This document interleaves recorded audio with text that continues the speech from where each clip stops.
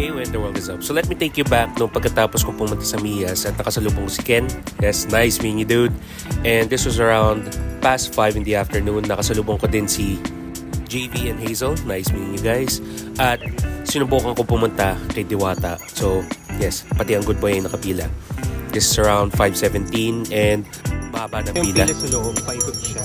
Tapos ito sa likod din, ang haba na rin ng pila. I would assume more than an hour ang waiting time dito eh. And average ako sa kalis. Buti na pumunta ako dito na malilom na.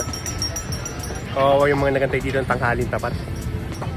Marami na rin pumunta kay Diwata at marami na rin nag-share na kanilang mga experiences. And if you ask me, the best way to experience something is to try it for yourself. So, sobrang daming tao din, ang dami na nag-park dun sa labas, and ang dami na rin mga nag-aantay sa loob. So, meron lang nakapila, isa para sa kanila. 28 minutes, nandito pa lang kami sa loob. Wild. Pagpasok mo, you get to see yung mga tao na nakadain dito, and I couldn't help but experience, ang daming mga bote na pinipick up din ng kanyang staff. So pagka upos, so mabilis naman yung pagkuha nila. Yun nga lang, ang dami din kagad kasi kumukuha. So ito yung lutuan niya ng fried chicken, and 40 minutes later, nandito sa may gitna, sa may bandang paikot, malapit dun sa pagkuha ng stop. Nagbibenta din sila ng biskwit, konting inumin, and nagbayad na tayo at yung stop para sa drink. So dito, kanya-kanya lang kuha. So ang dami din tao na kumuha na ng lechon pares. Yes, madami din naman silang in-offer na iba. Pero ito yung pinunta natin dito. Generous amount if you ask me. So kumuha din tayo ng sabaw na pares. At ito yung ating course for tonight. So, unahin na muna natin yung lechon pares. Wala na muna itong rekado. Kuha tayo ng konting lechon at sabaw. Tasty. Yan. Kuha tayo ng konti pang sabaw. Lagay natin dito sa kanin.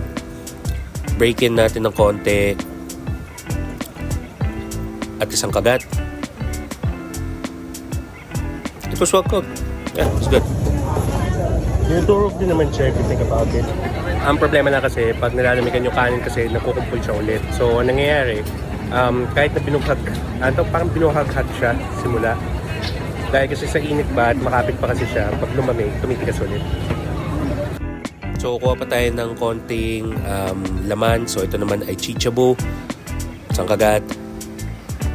It was pretty satisfying if you ask me.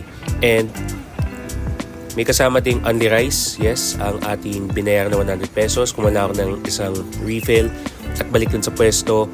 Naglagay na ako ng rekado dito sa pares. And pagkalagay ko, I can't help but notice na ang lutong pa rin ng kawali. And it was very satisfying. At nung natapos na, doon ko palang kinuha yung soft drinks, wash it down.